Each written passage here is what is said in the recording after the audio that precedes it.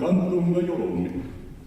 Daría todo, o meu reino, os meus estados, a miña coroa, o meu trono, as miñas zapatillas, o meu bigote, calquer cousa por telo comigo. En espectáculos de marionetas hai teatro, hai música, hai un pouco de todo. Pois a inmensa variedade de técnicas e de propostas artísticas, dramáticas, que salen no mundo das marionetas, pois é o que máis me atrae deste mundo, o que me enganchou daquela, e o que me sigue gustando, claro. Teño unha gran pasión así polas marionetas e disfruto tanto máis que o público, manipulándoas, movéndoas.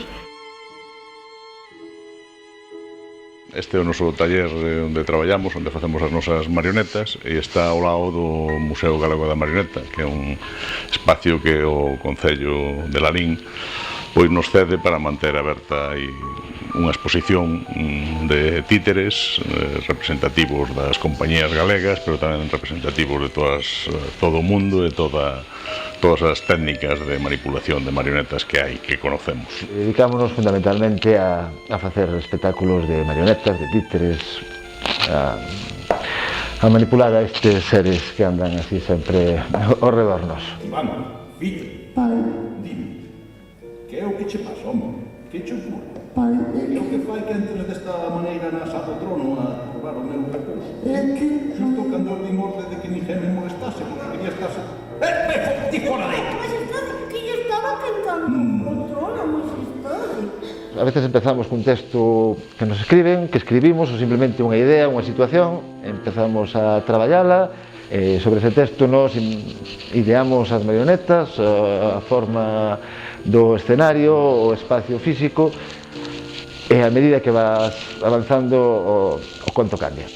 Viravolta empeza a traballar no ano 1982 e empezamos con teatro de títeres en ese ano, aunque previamente fixéramos algunhas experiencias con teatro de actor e usando grandes monecos como cabezóns e xigantes.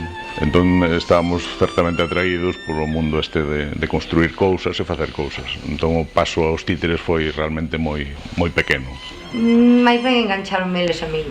Eu non tiña ninguna vinculación co teatro, acabei de estudiar, toquei a Anxo e a Julio, e tiña unha compañía de teatro de actor, e despois, nada, cheguei eu, dediqueime a coserlles realmente os traxes, e este é o meu espacio compartido con oficina, taller de costura, de plancha, lugar de reposo das marionetas e pouco máis. A maneira de elaborar os espectáculos son moi variada e tamén facemos espectáculos moi distintos, espectáculos que necesitamos moita xente, espectáculos con moitos músicos, espectáculos que simplemente dúas persoas o fan todo, cada un é un mundo distinto. Utilizamos técnicas distintas, fixemos sombras, fixemos luz negra, facemos moito guante, facemos fíos, facemos títeres de mesa, e iso, tras unha ven outra, e tras unha ven outra, non estamos nesto. Aí queda o organillo, non xuguedes con el, non xuguedes con el. Vale.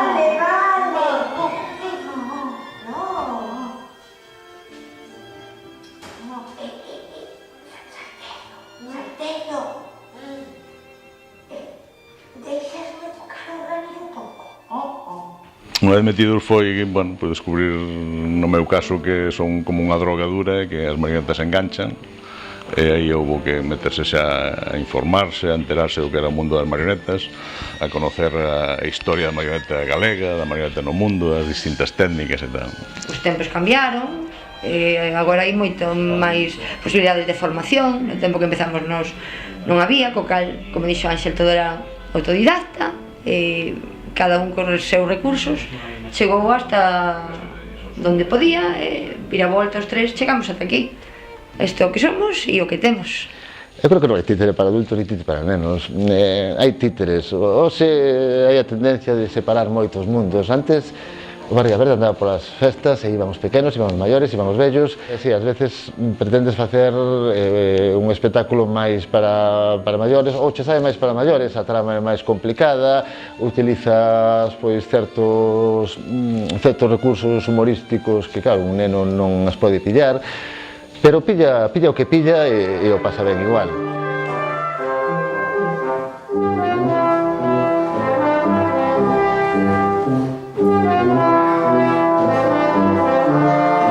Titiriteiros somos a porta de entrada dos nenos ao mundo do teatro, ao mundo do espectáculo en xeral.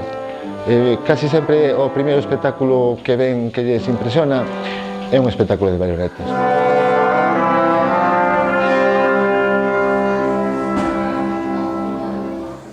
Foi difícil dedicarse a isto ao principio, costou moito porque ao principio cando nos empezamos pois non había moito traballo, era moi difícil pensar siquera en chegar a vivir desto, pero pouco a pouco pois se foron conseguindo espacios de traballo, programacións para as compañías que traballamos en isto.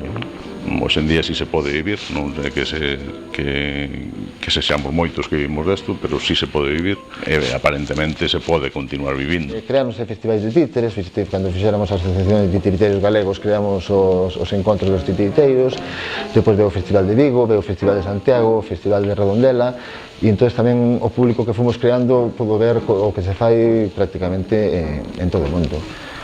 Entón, claro, todo eso crea público e tira, tens que aumentar de calidade e tens que evolucionar porque o público vai pedindo tamén máis cosas.